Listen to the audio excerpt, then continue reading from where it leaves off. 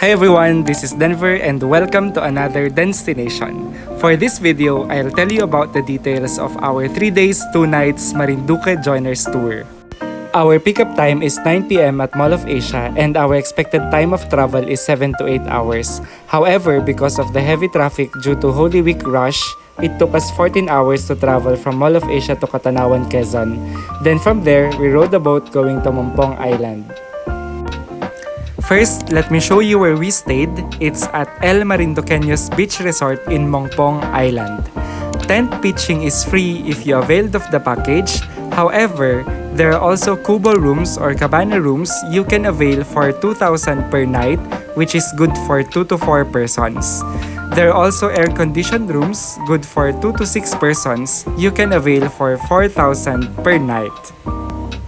By the way, while I am showing you around, we got the package for 4,200 pesos per person, which includes van transfers, boat transfers, 6 hosted meals, and all the activities. However, I won't recommend it because we encountered some problems during our stay. We were honestly not satisfied with the food served, especially during our first day. The itinerary was not followed and we were expecting a lot more activities. Their Facebook promotions were quite deceiving because they mentioned 2 island hopping activities. But for us, we only got to have 1 island hopping activity. We got to visit Sandbar and Umagab Rock Formation. However, we did not go to Sunog Rock Formation and Maniwaya Island. Well, this is a lesson learned, especially in availing tour packages on Facebook. We have to examine the itinerary very carefully.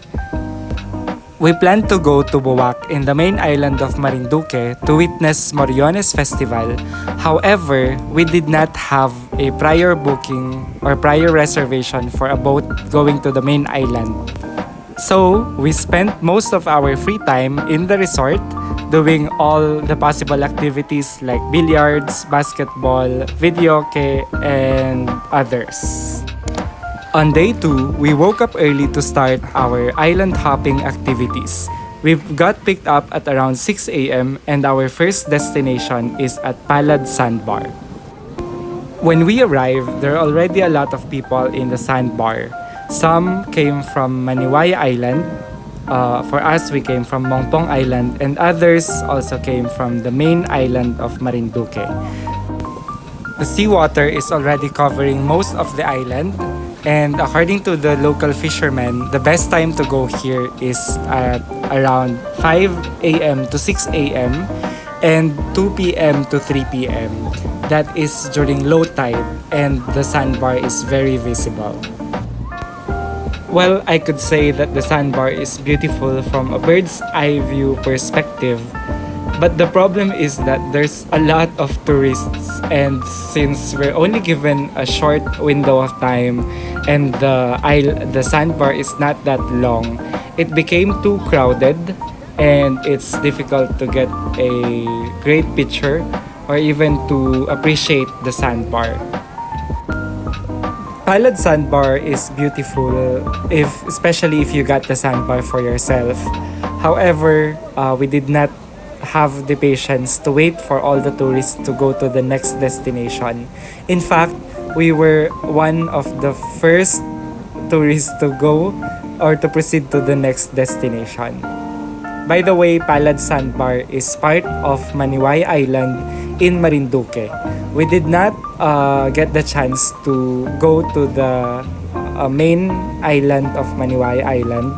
We proceeded instead to the snorkeling area, which is just near the Sandbar. At the snorkeling area, there are snorkel gears for rent. There are goggles for rent at 50 pesos. That's unlimited use. And for the life vest, you can simply use the life vest given or provided by our boat transfers. For the third and last destination in the island hopping activities, we have the Umagab Rock Formation, which is the main attraction in Mongpong Island. The same problem I encountered here is that you will be arriving at around the same time with all the other tourists coming from the Sandbar. So the tendency is that the site will be too crowded and it's difficult to get a decent picture. We went instead to the other side of the rock formation where there are no people for us to get a quite decent picture for ourselves. After the Umagab Rock formation, we went back to the resort to have our breakfast and we had a free day for the rest of the day. At night, you will be entertained by fire dancing.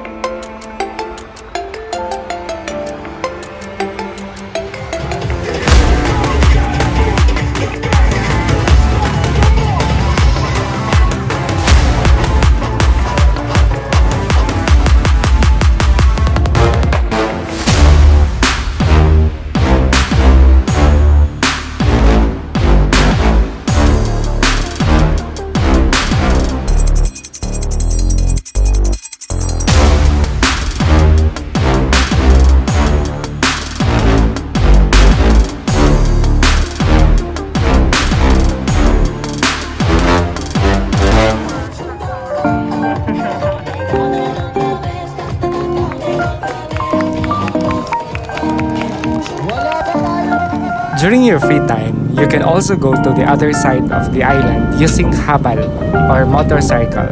You can ask your coordinator or you can inquire from the information center for the schedule of the habal ride. Places to visit is a secret lagoon or a secret beach and a mini coconut road that gives off a Siargao vibes. The best time to go here is during sunset or during sunrise. During sunset, since the habal ride is scheduled for 1 hour, you can go here at 5 p.m. and you'll finish at 6 p.m. So I guess that's it, guys. Thank you for watching and see you in the next DENstination.